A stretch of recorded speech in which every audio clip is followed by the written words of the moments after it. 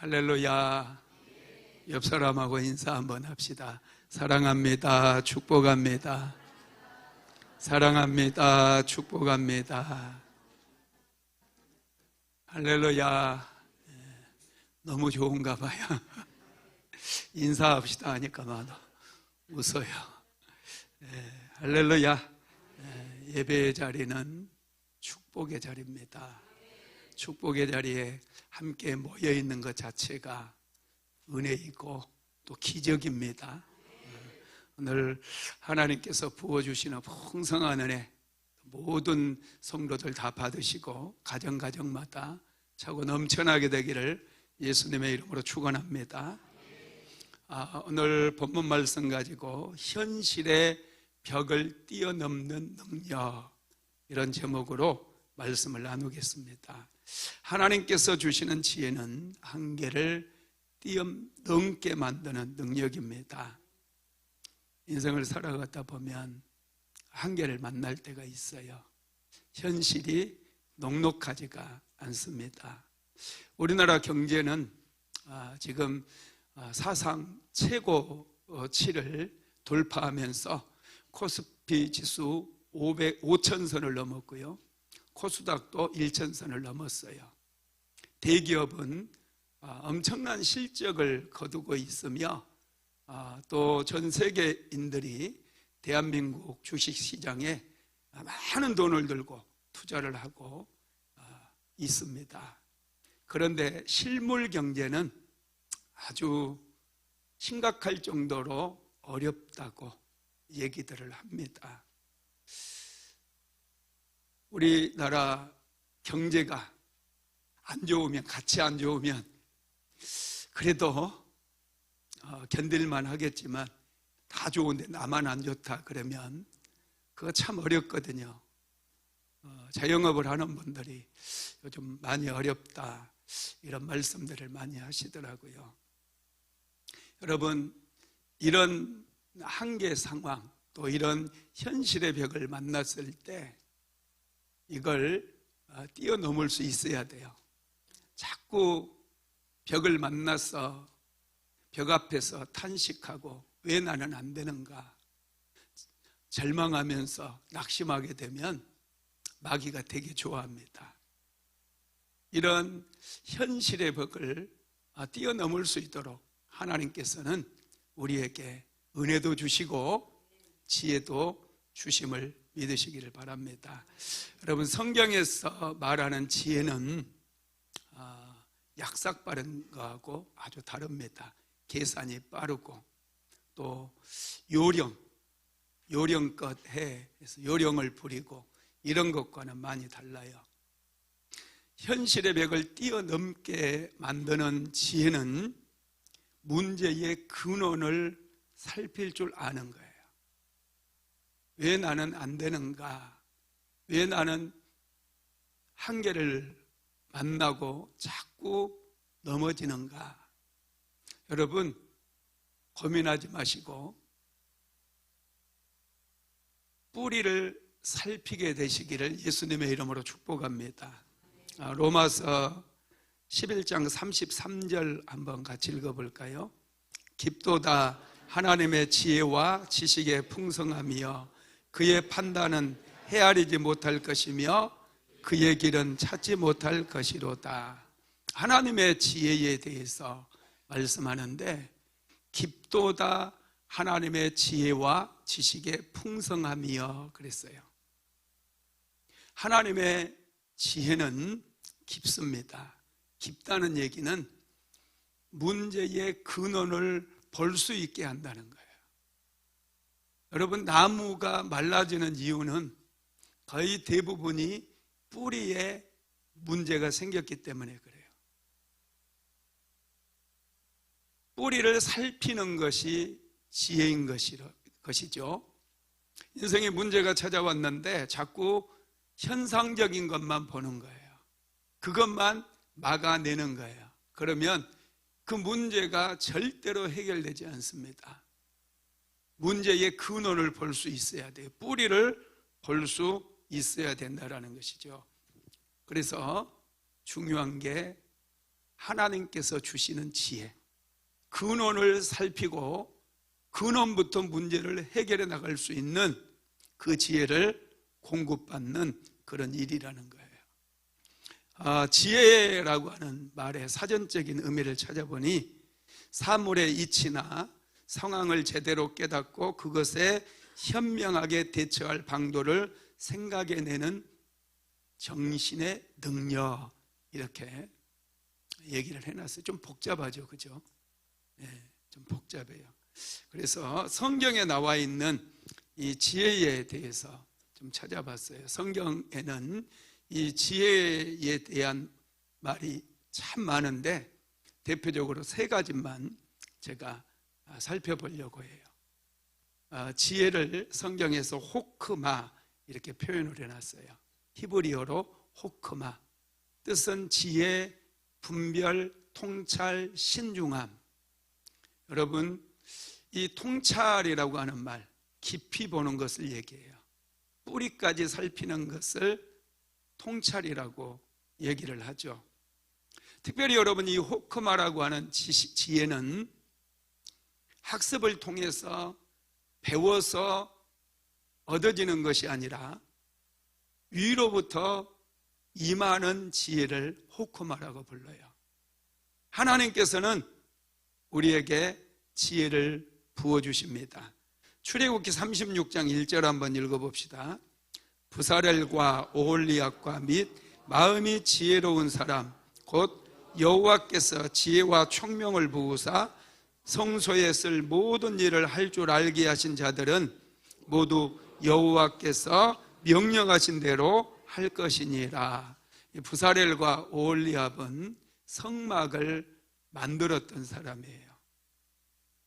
부사렐과 오홀리압은 이전에 한 번도 보지도 못했던 언약궤, 떡상, 등대 이런 것들을 만들어냈어요. 한 번도 보지 못했고 한 번도 만들어 보지 못했던 성막의 기명들을 만들었다는 거예요. 그럴 때 하나님께서 이 사람들에게 지혜를 주신 거예요. 지혜로운 사람 그랬잖아요. 여호와께서 지혜와 총명을 부으사 성소에 쓸 모든 일을 할 줄 알게 하신 자들은 그랬어요.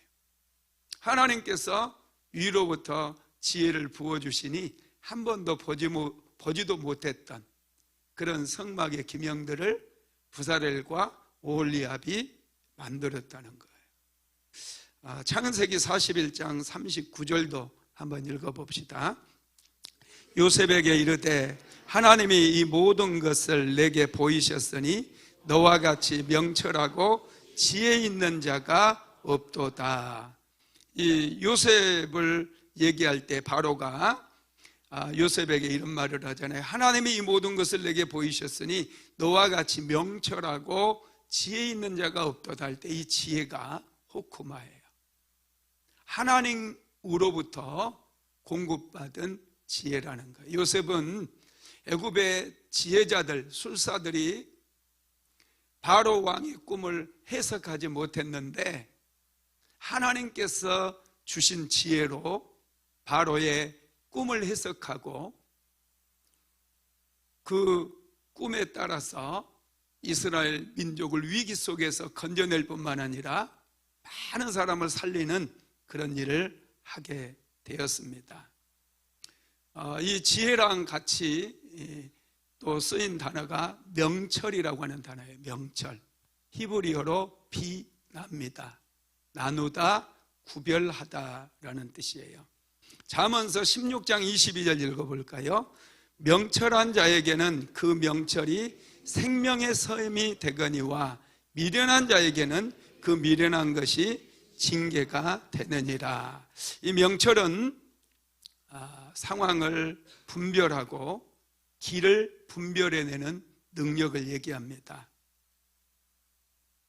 요셉은 명철함으로 흉년과 풍년을 구별했고 현재와 미래를 나누었으며 자신의 감정과 하나님의 뜻을 분리해서 볼 수가 있었어요.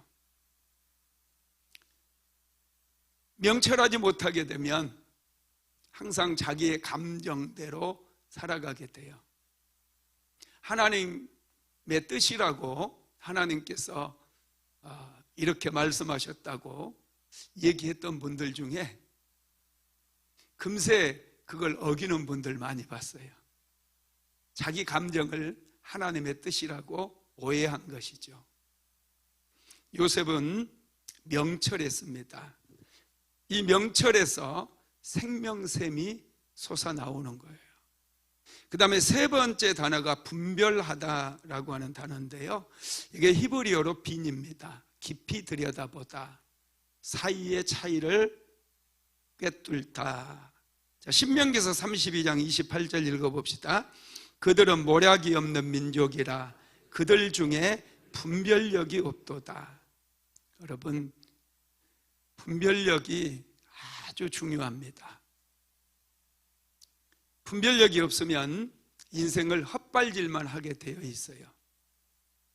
선악을 분별하지 못하니 악한 일만 합니다.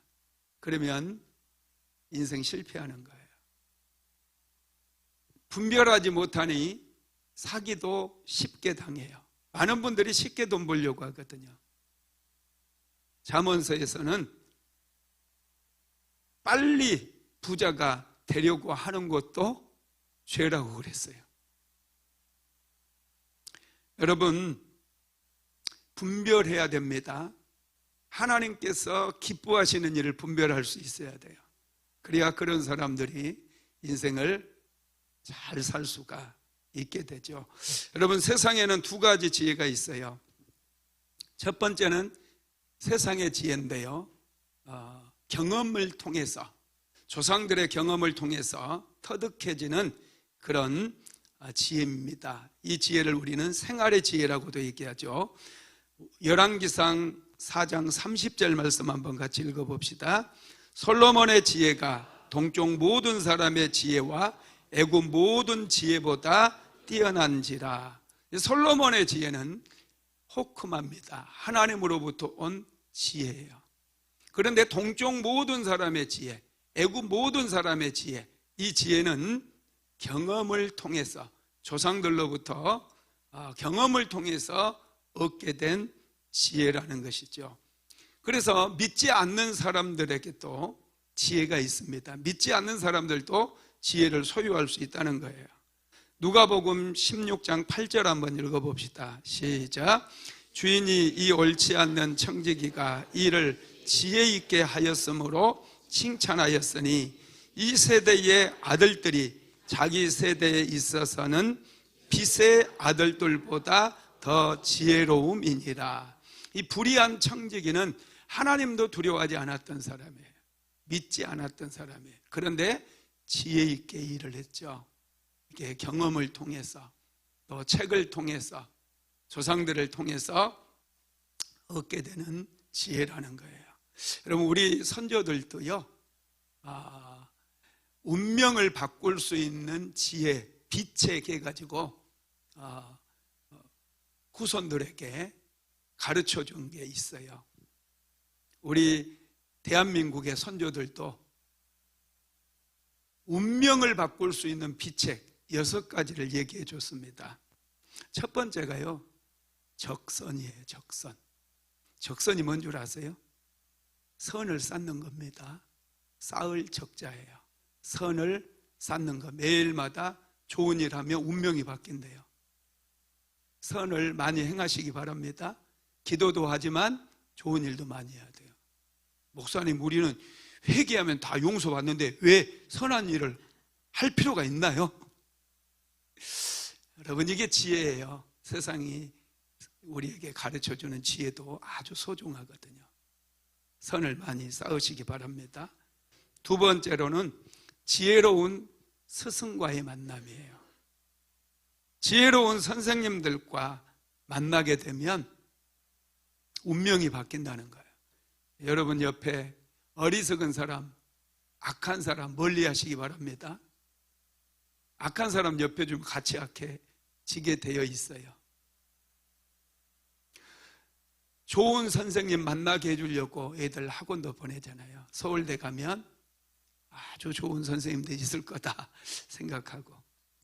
세 번째가요, 명상인데 이건 기도입니다. 기도하면 운명이 바뀌어요. 항상 명상하고,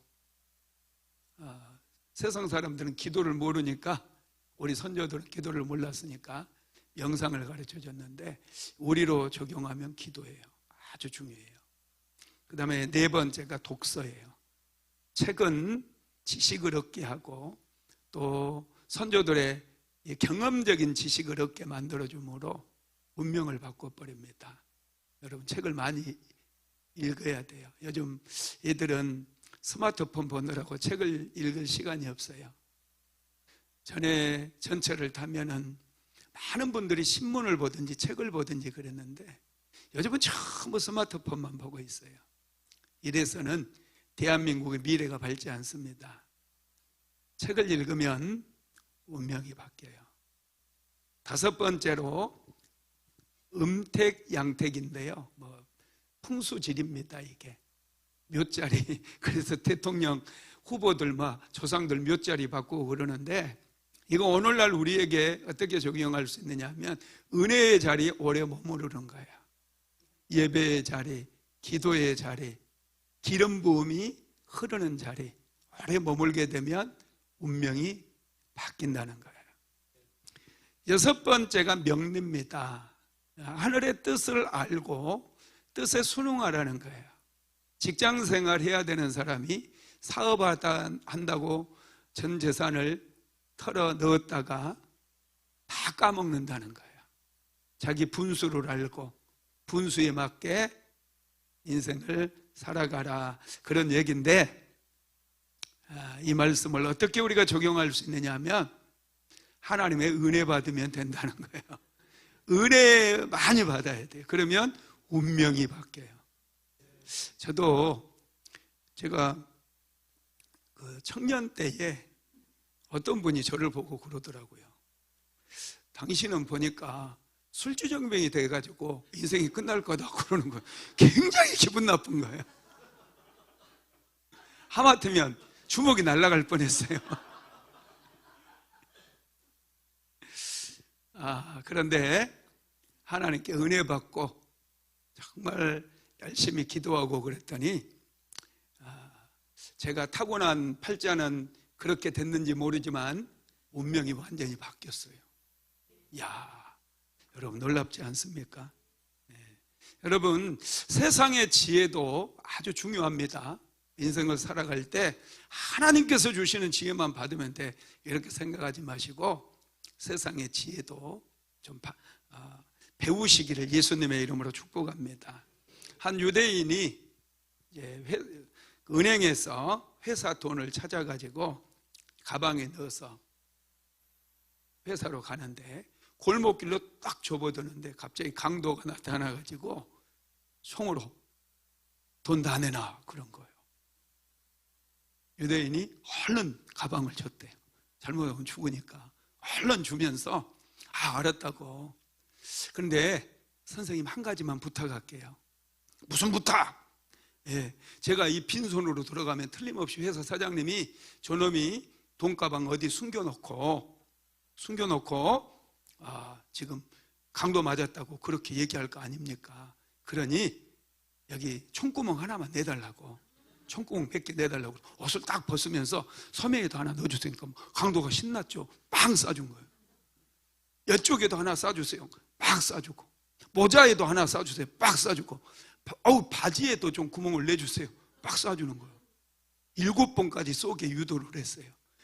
7번 딱 쏘자마자 갑자기 강도에게 덤벼들어서 주먹을 날린 거죠. 강도를 쓰러뜨리고 돈가방을 찾아서 도망을 친 거예요. 총알이 7방인가요? 총알이 7방인가 봐요. 여러분, 이것도 생활의 지혜라고 할 수 있어요. 할렐루야. 두 번째로 하나님으로부터 온 지혜, 이 지혜가 아주 소중한데 한번 같이 봅시다. 야고보서 3장 17절에서 18절 같이 읽어봅니다. 오직 위로부터 난 지혜는 첫째 성결하고 다음에 화평하고 관용하고 양순하며 긍휼과 선한 열매가 가득하고 편견과 거짓이 없나니 화평하게 하는 자들은 화평으로 심어 의의 열매를 거두느니라. 오직 위로부터 난 지혜는 첫째가 성결하고 화평하고 관용하고 양순하고 긍휼과 선한 열매가 가득하고 편견과 거짓이 없다는 거예요. 여러분, 위로부터 난 지혜는 거룩해요. 깨끗해요. 악이 없어요.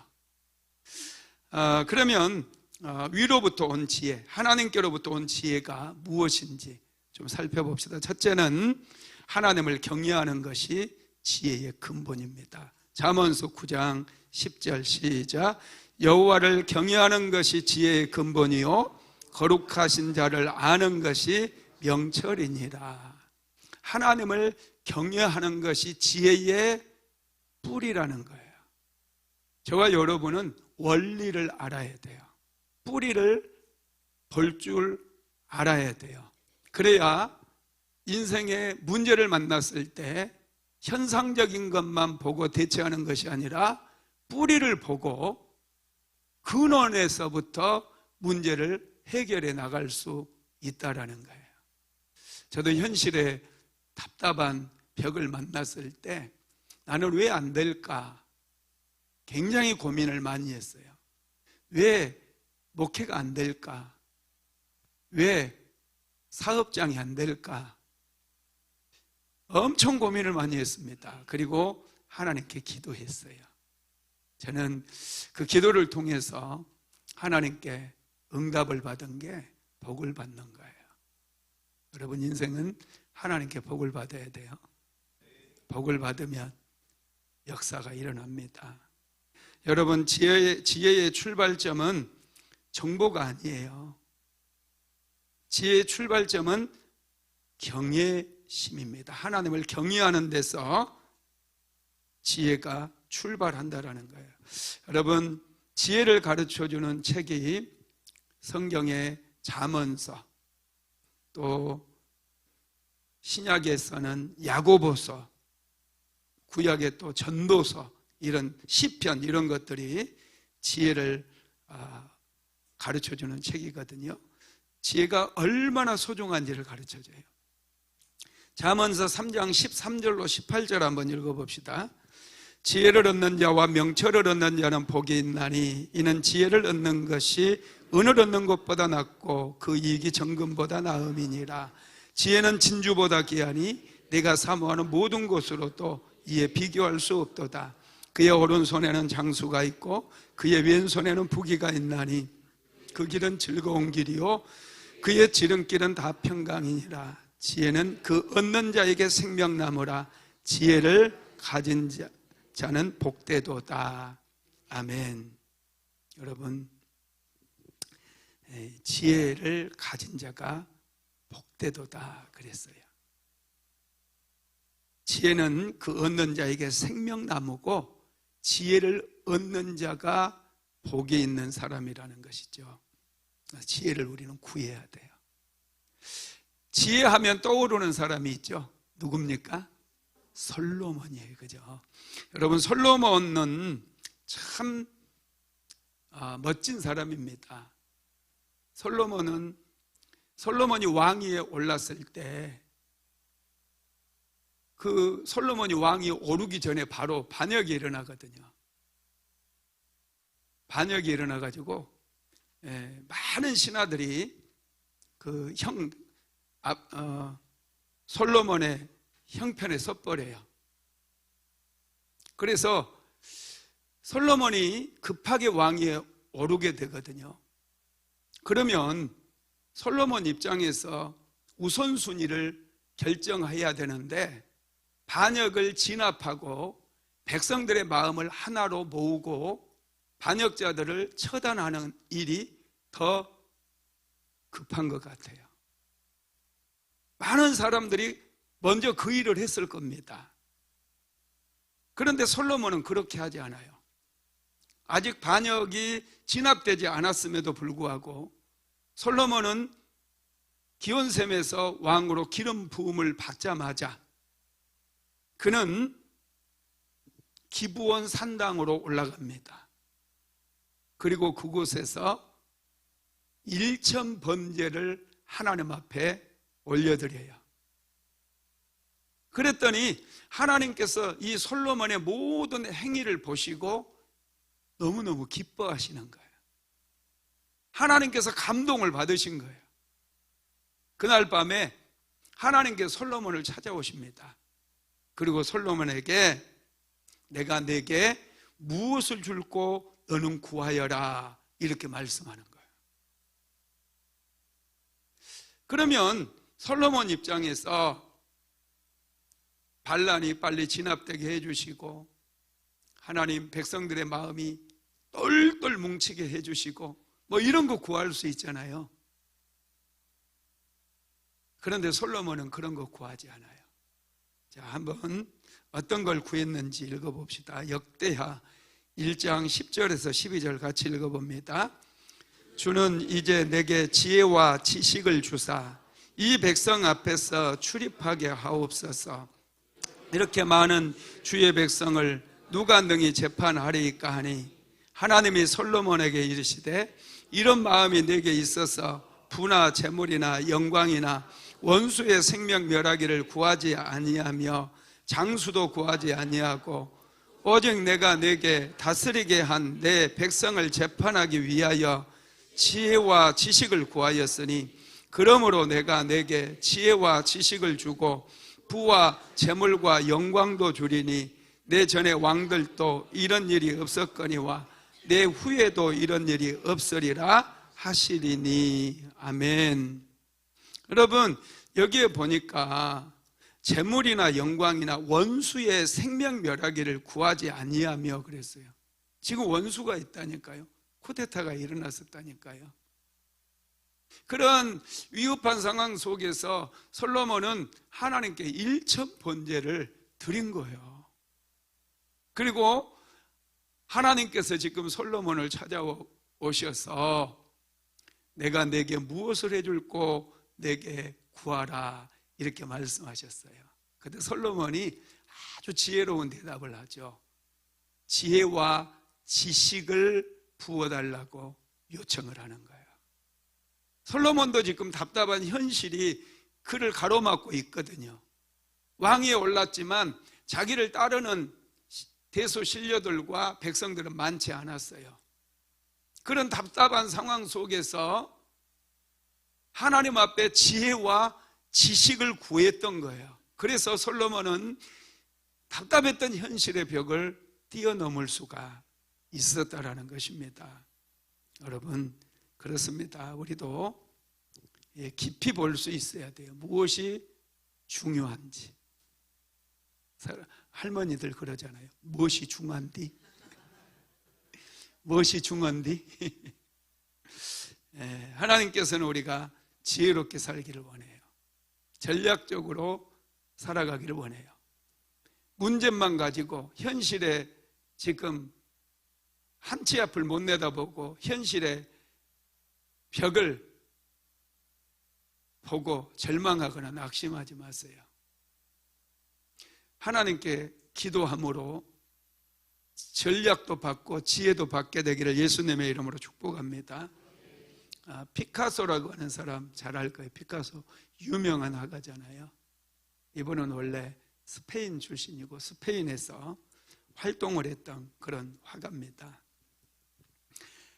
당시에 미술의 중심지는 프랑스 파리였어요. 프랑스 파리에는 샬롱이 많이 있어서 그곳에서 전시회를 한다든지 또 출품에서 상을 받게 된다든지 그래야 유명한 화가가 될 수 있었어요. 피카소의 아버지는 피카소를 파리로 보냅니다. 그곳에서 유명해지기를 원했겠죠. 파리에 가서 피카소가 그림을 그렸어요. 그런데 피카소의 그림을 아무도 안 사주는 거예요. 그때 있었으면 많이 좀 사둘 걸, 그죠? 고우 그 그림 그런 거 있죠. 한 점에 3,000억이에요. 그것도 몇 년 전에. 피카소 그림도요 1,000억 넘는 거 많아요. 그러니까 그때 좀 사놓을 걸. 아무도 안 사는 거, 아무도. 그래서 이제 그곳에서 아버지가 준 돈이 이제 한 1년 정도 지나니까 다 떨어지는 거, 돈이 없어요. 그래서 마지막 이제 은화 15개만 남았습니다. 이거 다 써버리면 노숙자가 돼서 구걸을 하며 살든지 고향으로 돌아가야 돼요. 유명한 화가가 되기 위해서 파리까지 왔는데 그냥 돌아가는 것은 용납이 안 되죠. 그래서 피카소가 고민을 합니다. 어떻게 하면 내 그림을 좀 팔 수 있을까? 그래서 마지막 남은 은화 15개를 가지고 도전을 하는 거예요. 당시에 대학생들 알바가 있었는데요. 이 대학생들을 여러 명을 불러요. 그래서 고용을 합니다. 아르바이트비 많이 줄 테니까 파리에 있는 화랑에 다니면서 피카소 그림 있습니까? 하고 물어보라는 거예요. 화랑마다 다 다니면서 피카소 그림 살 수 있나요? 언제쯤 구할 수 있나요? 막 이렇게 물어보게 만드는 거예요.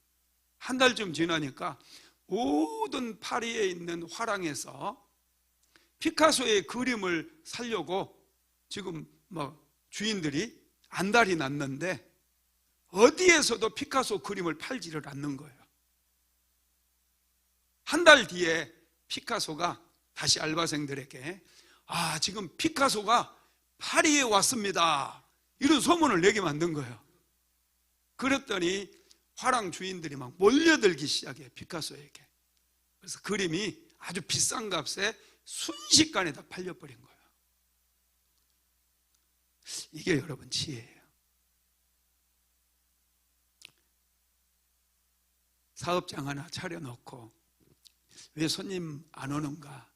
손님을 기다리지 말고 내가 할 수 있는 일이 무엇인가? 하나님께 자꾸 구하십시오. 그러면 하나님께서 이런 탁월한 지혜를 주심을 믿으시기 바랍니다.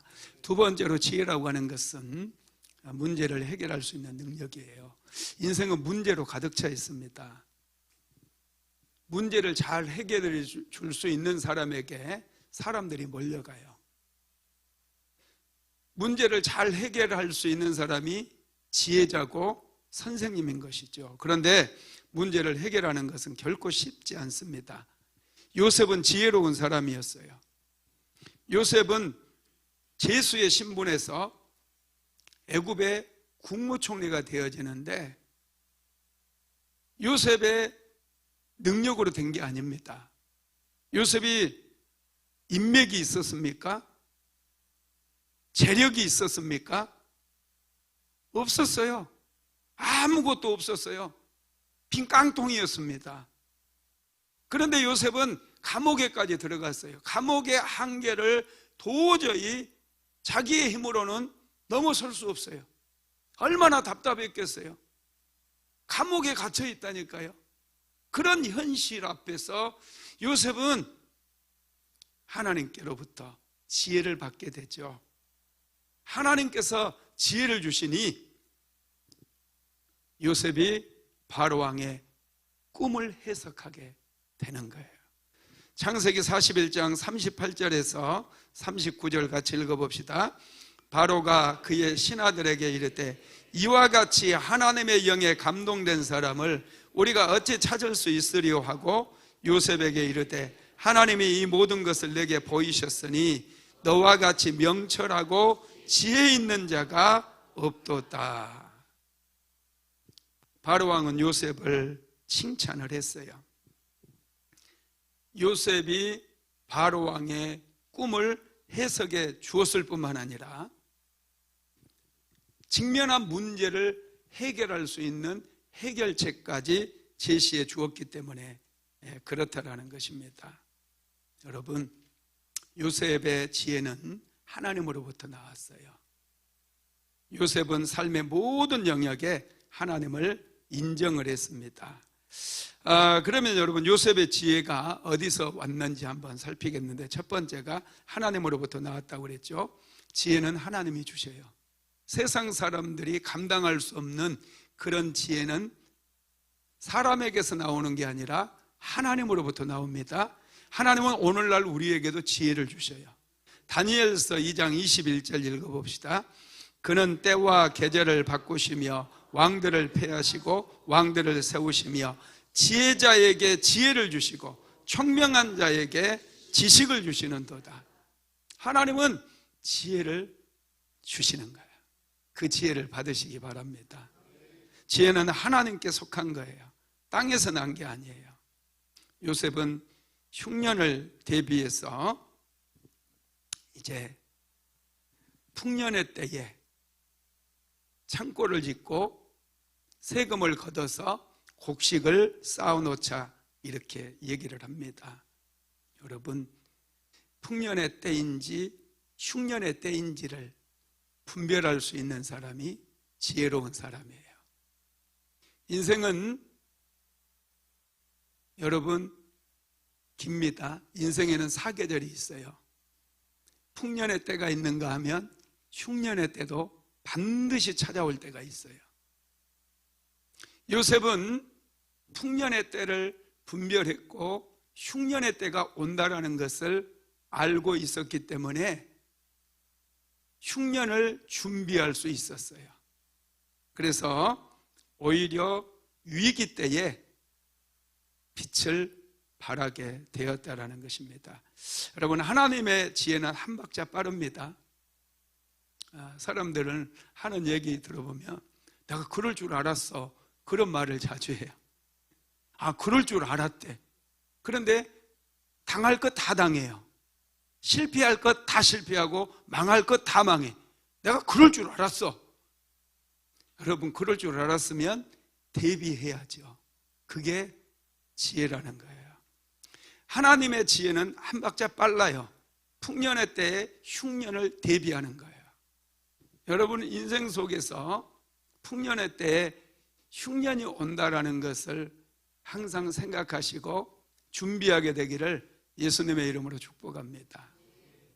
지금 대한민국의 경제가 호황이거든요. 잘 되고 있어요. 그런데 실물 경제는 어렵다고 그랬잖아요. 대기업들은 지금 어마어마한 기회를 만나서 수출을 엄청나게 많이 합니다. 이런 때에 우리가 지혜롭게 분별해야 되고요. 어떻게 살아야 될지. 한 박자 빠른 사람은 다들 부자가 돼요. 두 번째로 요셉의 지혜는 좋은 해석에서 나왔어요. 인생은 문제가 문제되지 않아요. 해석이 문제가 될 뿐입니다. 어떤 문제가 우리의 삶에 찾아왔다 할지라도 해석을 잘하게 되면 문제는 더 이상 나를 고통스럽게 하지 못하는 거예요. 여러분, 꿈보다 중요한 게 꿈에 대한 해석인 거예요. 바로는 꿈을 꾸고 그 꿈을 해석하지 못하니 잠을 잘 수가 없어요. 그게 마음의 짐이 된 거예요. 큰 문제가 된 거예요. 애굽의 지혜자들도 바로의 꿈을 들었지만 꿈을 해석하지 못하니 그게 문제가 된 것이죠. 그런데 요셉은 달랐어요. 바로의 꿈을 듣고 그는 꿈을 해석을 하기 시작해요. 살찐 송아지, 충실한 곡식, 송아지 7마리, 충실한 곡식 7개, 줄기가 올라왔잖아요. 이것이 무엇일까? 기도하면서 해석하기 시작해. 이것은 풍년의 때를 얘기한다. 2번을 꽂으니 반드시 이루어진다는 것이다. 그리고 7마리가 나오고 7 이삭이 올라오는 것은 7이라고 하는 것은 연수일 것이다. 해석이 되는 거예요. 그리고 그 다음 꿈에 아주 빼쩍 마른 파리한 소 7마리가 나타나요. 그리고 파리한 곡식줄기 7개가 올라오는 거예요. 이것은 흉년을 의미하는 것일 것이다. 그리고 7시기니 7년이 흉년의 때일 것이다. 이렇게 요셉은 해석을 해 나가기 시작하는 거예요. 그리고 그 해석에서 끝나는 것이 아니라 어떻게 하면 이 7년의 흉년을 잘 극복할 뿐만 아니라 이 위기 때 오히려 기회를 붙잡을 것인가, 기회를 만들어낼 것인가, 이걸 생각을 하는 거예요. 여러분, 바로 왕의 지혜자들은 해석을 하지를 못했어요. 왜 해석을 하지 못했을까요? 두려움 때문이죠. 왕은 항상 좋은 해석을 요구하거든요. 자칫 불길한 해석을 해주게 되면 죽게 될 수도 있어요. 그러다 보니 충실했던 곡식과 살찐 송아지는 분명히 알 수 있겠는데 파리한 소와 파리한 이삭은 이게 불길한 거거든요. 누가 들어도 불길한 거거든요. 그래서 왕에게 우리는 해석할 수가 없습니다. 풀 수가 없습니다. 이렇게 보고할 수밖에 없어요. 그러나 여러분, 인생은 안 좋은 것을 볼 수 있는 눈이 필요해요. 있는 것을 그대로 보고 그대로 해석하고 그대로 말할 수 있는 그런 사람이 아주 중요한 지혜로운 사람인 거예요. 많은 사람들이 인생을 살아갈 때 내가 보고 싶은 것만 보는 거예요. 말하고 싶은 것만 말해요. 국민의힘과 더불어당 같아. 더불어민주당. 얘네들은 자기가 하고 싶은 말들만 해요. 그래서 평행선이에요. 잘하는 거 잘했다고 해주고 또 자기의 노선을 얼마든지 걸을 수 있을진데 이게 우리나라 정치권에서는 잘 안 돼요. 여러분, 해석을 정확하게 하고 좋은 해석을 하기 위해서는 있는 그대로를 볼 수 있는 눈이 필요하다는 거예요. 그래서 관찰의 능력이 필요해요. 요셉은 관찰력이 탁월했습니다. 그래서 있는 그대로를 볼 수 있었고 있는 그대로를 바로 왕에게 얘기할 수 있었으며 대책까지 얘기해 줄 수 있었다라는 것입니다. 요셉은 바로 왕에게 문제 해결책까지 제시를 해주죠. 문제를 해결할 해결책을 이제 두 가지로 얘기해 주는데요. 그게 지혜로운 사람을 선택하라는 거예요. 자, 창세기 41장 33절 읽어봅시다. 시작. 이제 바로께서는 명철하고 지혜 있는 사람을 택하여 애굽 땅을 다스리게 하시고, 명철하고 지혜 있는 사람을 선택하라는 거예요. 아부자라고 그냥 자기 욕심만 챙기고 탐욕적인 사람 세워놓으면, 지도자로 세우면 큰일 나는 거예요. 거덜나는 거예요. 지혜롭고 명철한 사람을 택하라고 그랬습니다. 문제를 해결할 때 중요한 게 사람이거든요. 지혜로운 사람이에요. 그리고 이제 구체적으로 두 번째는 구체적인 해결책을 바로 왕에게 얘기해 주는데, 창세기 41장 34절에서 36절에 나와 있어요. 같이 읽어봅시다. 바로께서는 또 이같이 행하사 나라 왕과 감독관들을 두어 그 7해 풍년에 애굽 땅의 5분지를 거두되 그들로 장차올 풍년에 모든 곡물을 거두고 그 곡물을 바로의 손에 들려 양식을 위하여 각 성읍에 쌓아두게 하소서.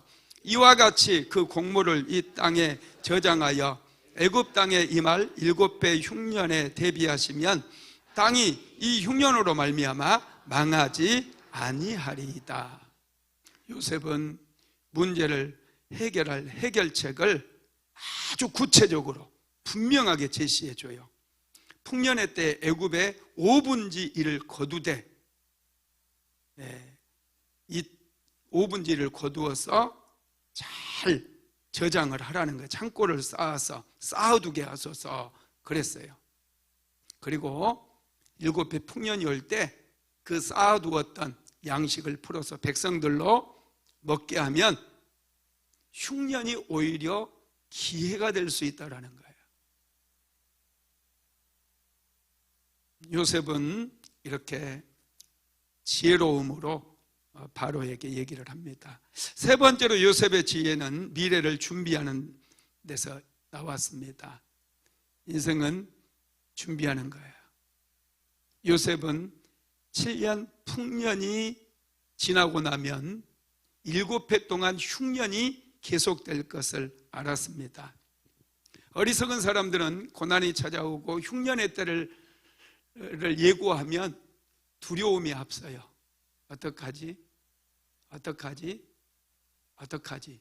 학생들은 시험의 때가 오면 공부해야 되는데 또 직장인들은 일해야 되는데 사업가들은 돈 벌어야 되는데 사람이 와야 돈을 버는데 돈 벌어야 되는데 여러분 그렇게 생각을 합니다. 여러분 미래를 대비해야 돼요. 손님이 올 수 있도록 환경을 만들어 나가야 돼요. 시간이 있을 때 지금처럼 한가할 때는 다시는 오지 않을 거다 하고 기도로 준비하고 더 전략을 짜고 더 열정을 내서 여러분 준비를 해야 된다는 거예요.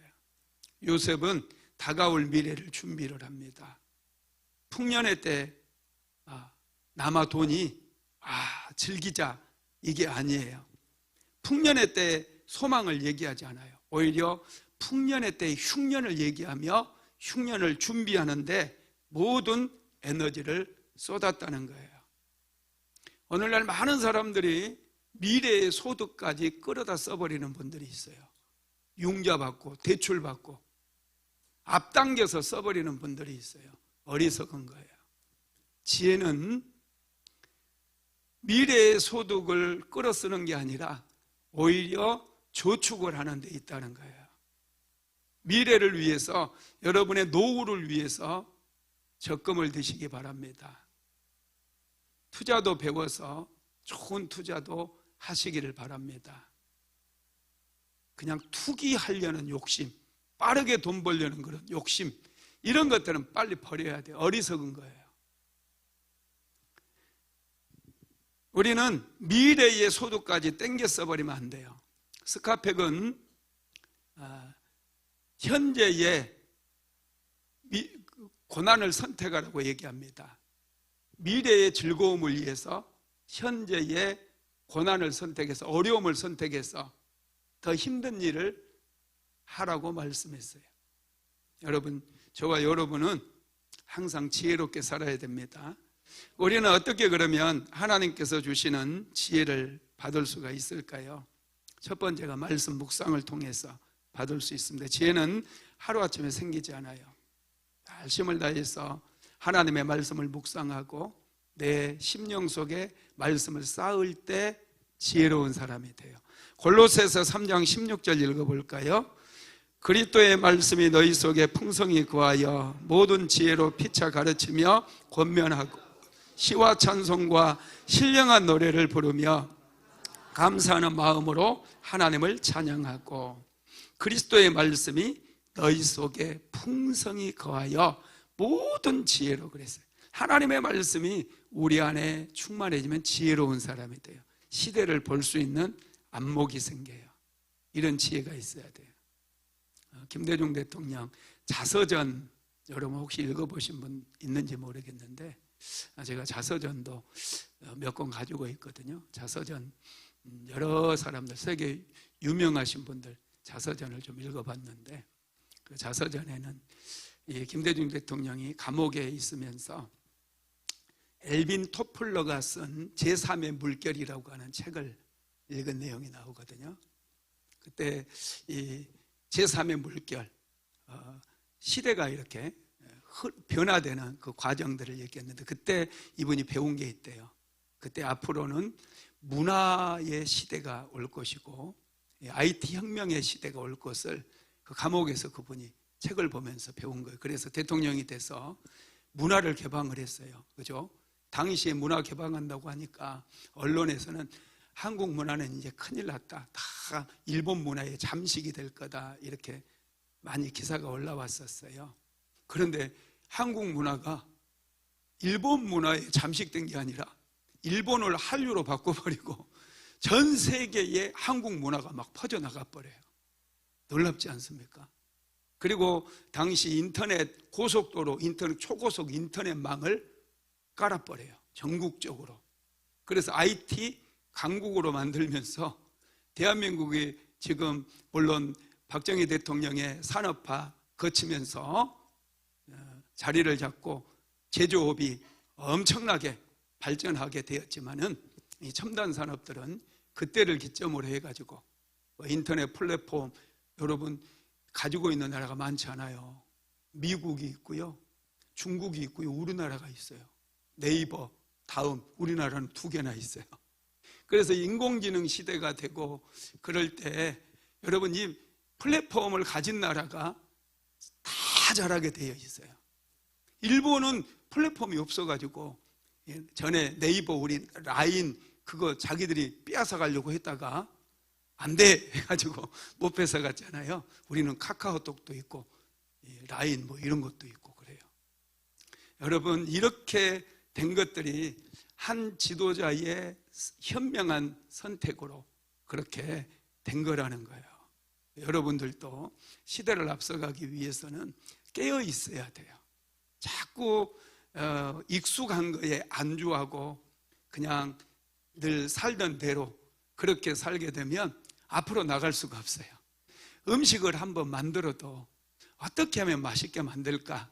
된장찌개 하나를 끓여도 어떻게 하면 대한민국 최고의 된장찌개를 끓일까? 고민하라고 제가 말씀하잖아요. 그렇게 살아야죠. 왜 인생을 재미없게 삽니까? 아이씨 밥 먹어야 되네. 아 뭘 먹지? 이런 거 하지 말라니까요. 조금만 빨리 일어나서 야 룰룰랄라 노래 찬양하면서 오늘은 어떻게 맛있는 음식에서 가족들과 함께 먹을까? 이런 고민을 하라니까요. 여러분 이거 할 수 있어요. 지혜롭게 살아야죠. 할렐루야.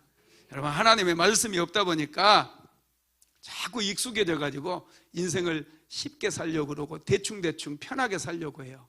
그러면 인생의 크기가 작아져요.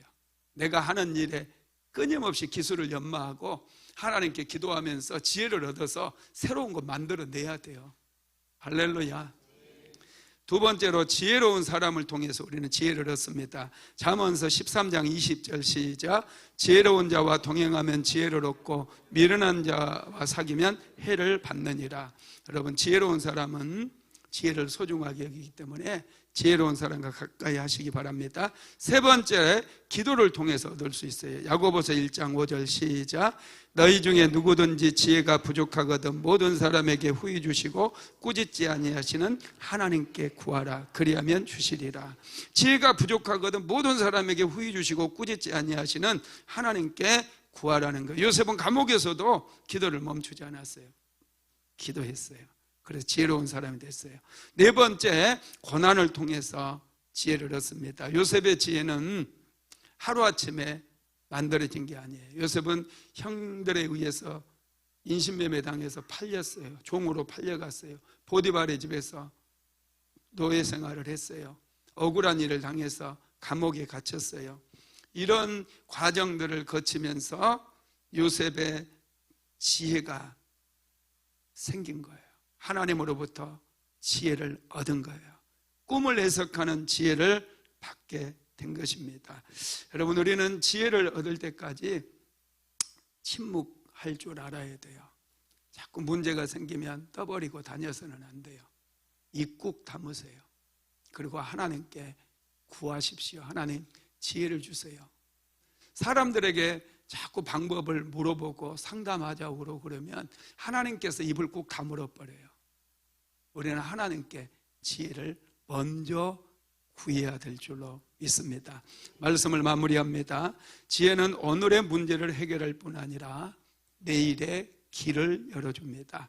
지혜는 현실을 뛰어넘게 만드는 능력이에요. 새로운 길을 만드는 능력이에요. 새로운 문을 여는 능력입니다.